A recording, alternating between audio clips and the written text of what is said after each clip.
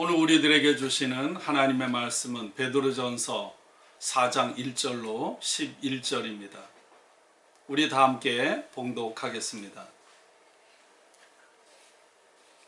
그리스도께서 이미 육체의 고난을 받으셨으니 너희도 같은 마음으로 갑옷을 삼으라. 이는 육체의 고난을 받은 자는 죄를 그쳤음이니 그 후로는 다시 사람의 정욕을 따르지 않고 하나님의 뜻을 따라 육체의 남은 때를 살게 하려 함이라. 너희가 음란과 정욕과 술취함과 방탕과 향락과 무법한 우상 숭배를 하여 이방인의 뜻을 따라 행한 것은 지나간 대로 족하도다. 이러므로 너희가 그들과 함께 그런 극한 방탕에 다름질하지 아니하는 것을 그들이 이상히 여겨 비방하나 그들이 산 자와 죽은 자를 심판하기로 예비하신 이에게 사실대로 고하리라. 이를 위하여 죽은 자들에게도 복음이 전파되었으니 이는 육체로는 사람으로 심판을 받으나 영으로는 하나님을 따라 살게 하려 함이라. 만물의 마지막이 가까이 왔으니 그러므로 너희는 정신을 차리고 근신하여 기도하라. 무엇보다도 뜨겁게 서로 사랑할지니 사랑은 허다한 죄를 덮느니라. 서로 대접하기를 원망 없이 하고 각각 은사를 받은 대로 하나님의 여러 가지 은혜를 맡은 선한 청지기같이 서로 봉사하라. 만일 누가 말하려면 하나님의 말씀을 하는 것 같이 하고 누가 봉사하려면 하나님이 공급하시는 힘으로 하는 것 같이 하라.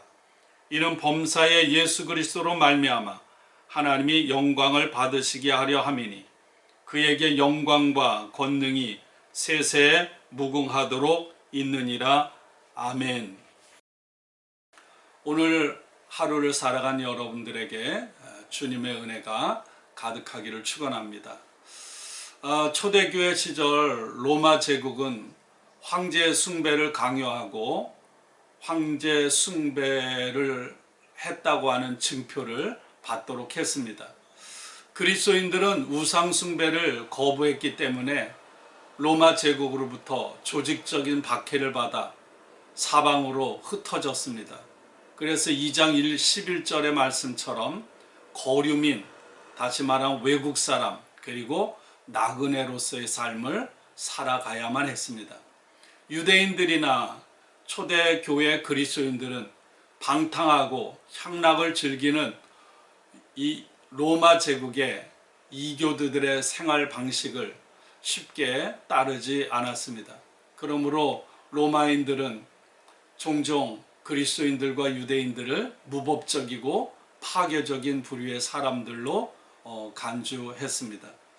유대인들이나 그리스도인들은 그런 인식을 받을 수밖에 없었던 것은 자신들이 지키고 따르는 풍습을 거부함으로 인해 무법하고 그리고 반사회적인 행동을 일삼는 그런 무리들로 취급되었기 때문입니다.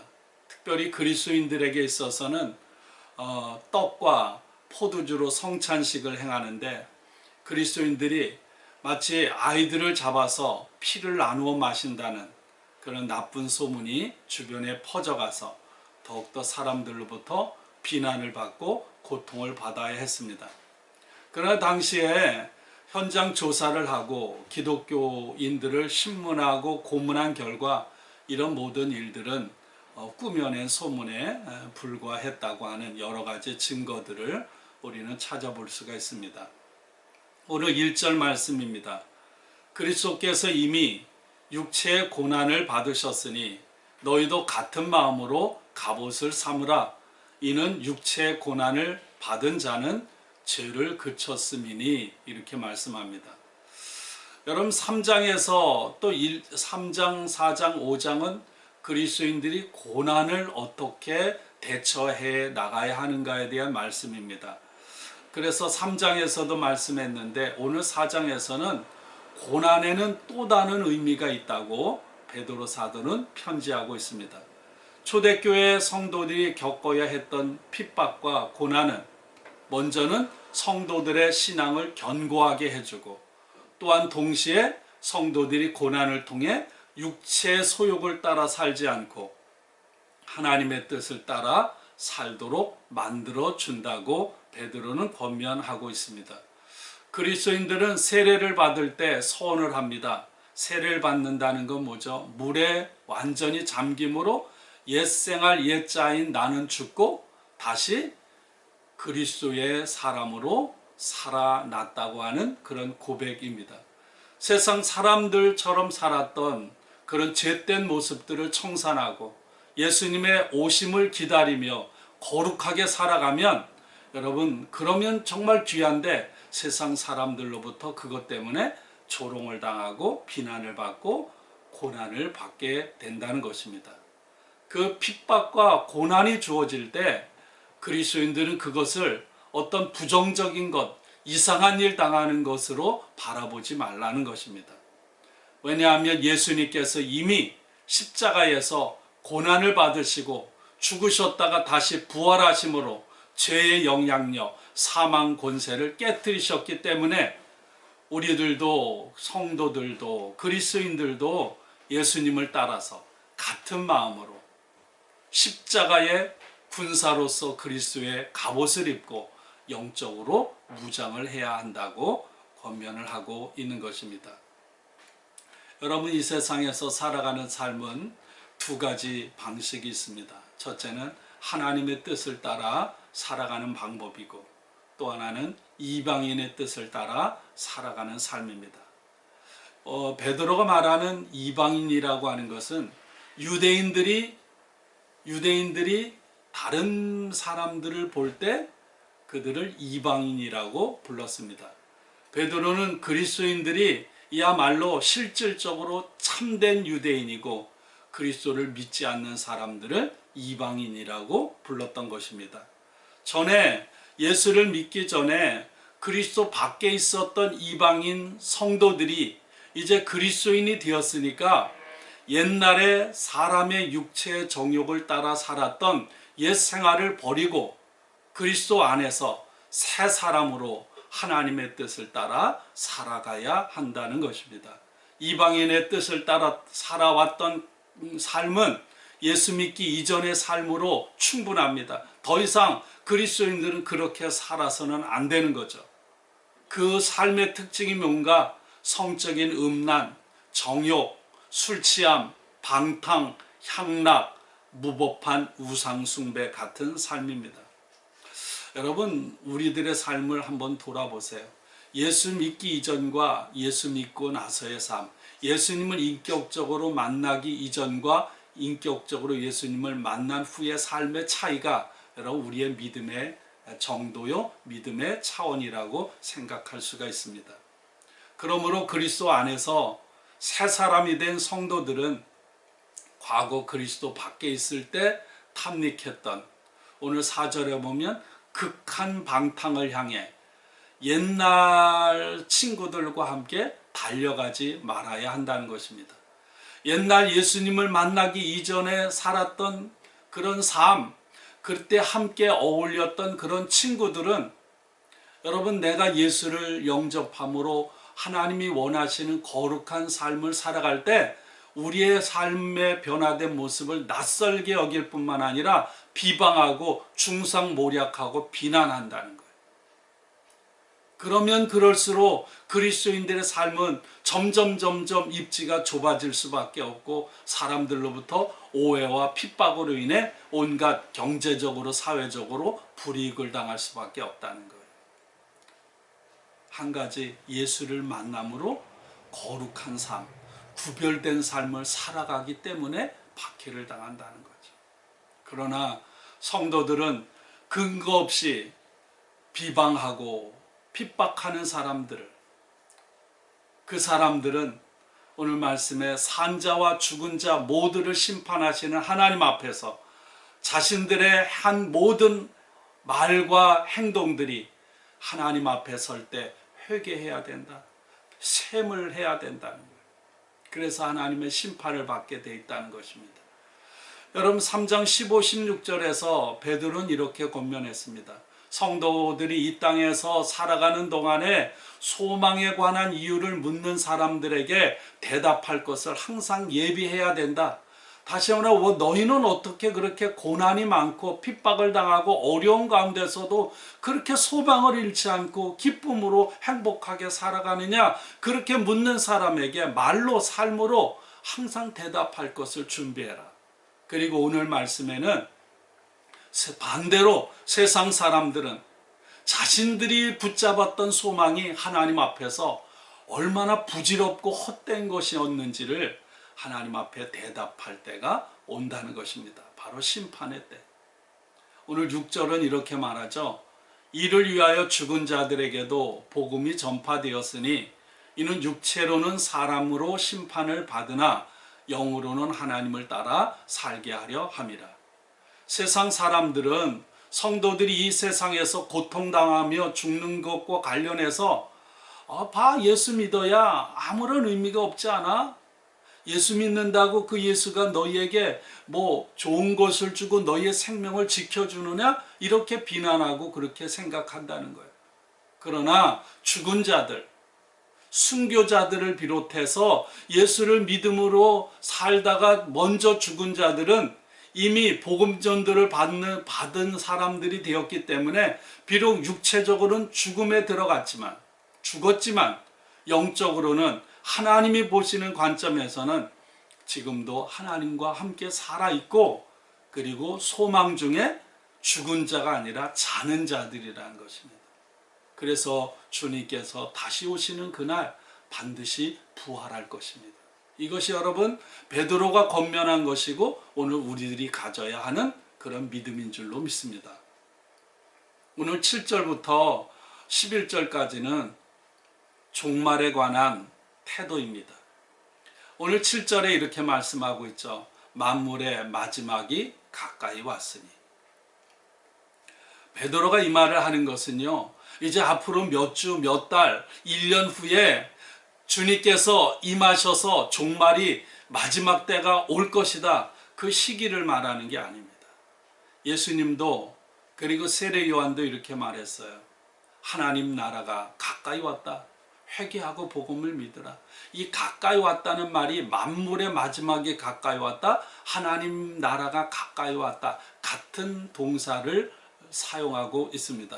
다시 말하면 예수 그리스도를 통해서 세상을 구원하시는 하나님의 구원 계획과 하나님의 구원 역사가 이 세상에 예수님이 오셔서 고난을 당하시고 십자가에 죽으시고 다시 죽은 가운데서 부활하시고 승천하시고 이 땅에 성령을 보내주심으로 인하여 그 만물의 마지막이 최절정에 예수 그리스도를 통해서 이르렀다는 것이죠.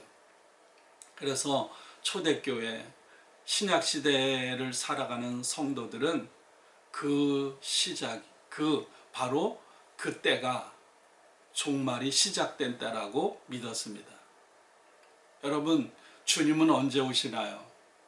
어느 때든지 우리가 알 바 아니지만 하나님께 정해져 있지만 어느 때든지 일어날 수 있음을 믿습니다. 개인적인 종말은 어느 때나 일어나지 않습니까? 그리고 하나님이 정하신 날 우주적인 종말이 이루어질 것입니다. 주님의 재림은 베드로 사도 때도 가까이 있었고 오늘 우리들에게도 여전히 가까이 있습니다. 베드로는 박해를 당하고 있는 성도들에게 그리스도의 재림을 설명하면서 성도들이 종말을 어떻게 대하고 어떻게 맞이할 것인가를 구체적으로 설명해 주고 있습니다. 먼저는 정신을 차리고 근신하여 기도하라는 것입니다.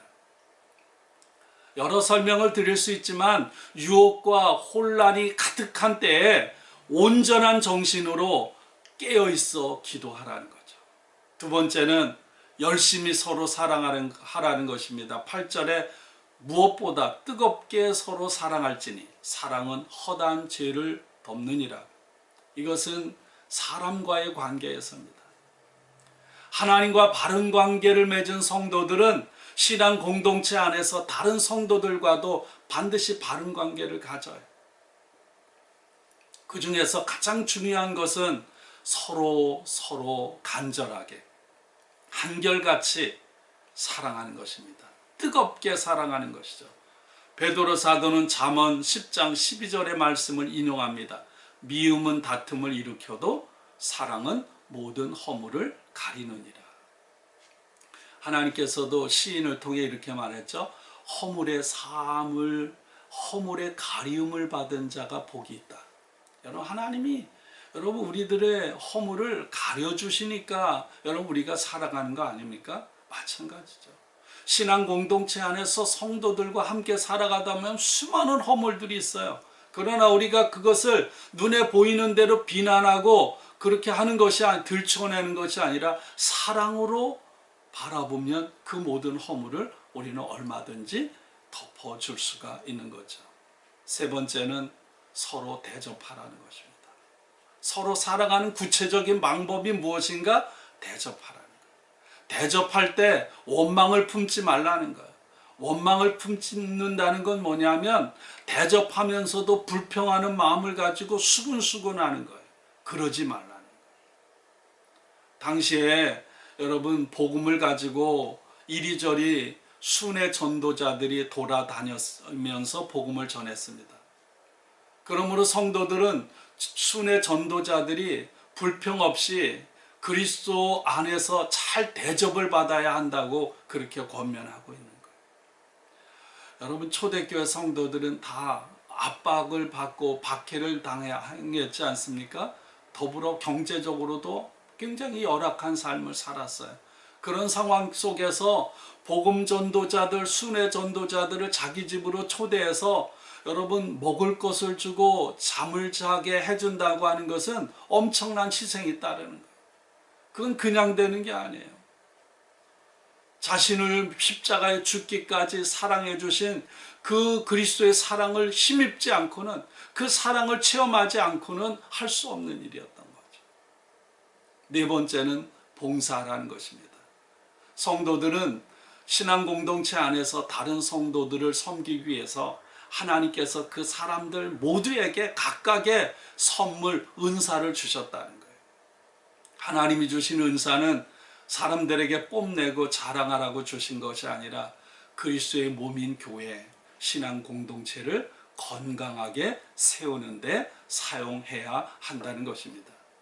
성도들은 하나님께로부터 받은 은사, 하나님께로부터 받은 선물을 그리스도를 통해서, 그리스도 안에서 그것을 신앙 공동체 안에 사람들에게 봉사하고 섬기는 일에 선한 청지기 역할을 감당해야 한다는 거죠. 특별히 말하는 데 있어서, 여러분, 우리가 공동체 안에서 말로 얼마나 많은 실수를 합니까? 특별히 말하는 것과 관련해서 하나님이 주신 은사를 통해서 봉사하라. 이건 뭐냐? 하나님의 말씀을 하는 것 같이, 다시 말하면 예수가 드러나고 하나님이 영광을 받으시는 복음을 전하는 일에만 말을 사용하라는 것이죠. 그리고 봉사할 때는 하나님이 공급하시는 힘으로 하는 것 같이 하라. 내 힘으로 하는 것이 아니라, 뽐내지 말고 자랑하지 말고 하나님이 주시는 힘으로 하는 것처럼 하라는 것입니다. 성도들의 섬김과 봉사는 궁극적으로 예수 그리스도를 통해서 하나님이 영광 받으시기 위한 것임을 오늘 베드로는 가르쳐 주고 있습니다.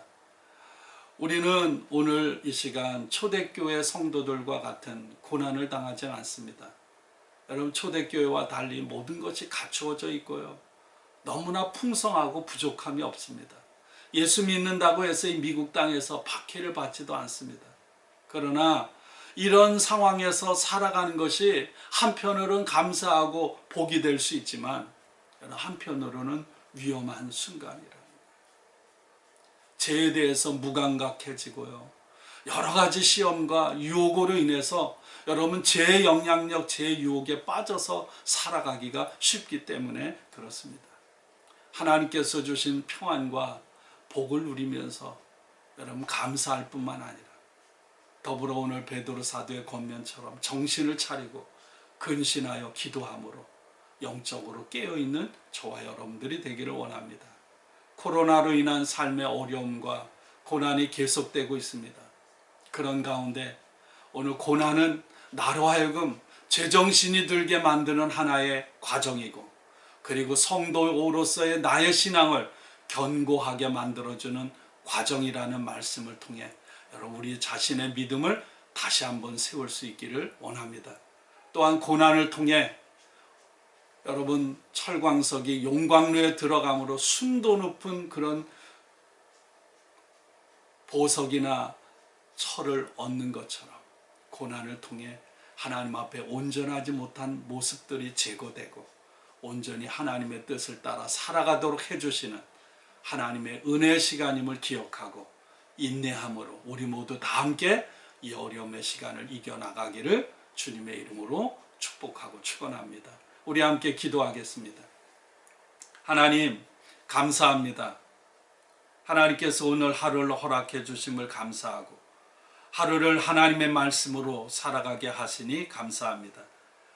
고난의 때에 하나님 고난은 우리로 하여금 정신을 차리게 하며 우리의 신앙을 온전케 해준다고 하는 사실을 기억하고 세상 사람들의 눈이 아니라 성도의 눈, 하나님의 눈으로 고난을 바라보고 감사하며 기뻐하게 하시고 하나님 앞에 더욱더 순전하고 온전하게 하여 주시옵소서.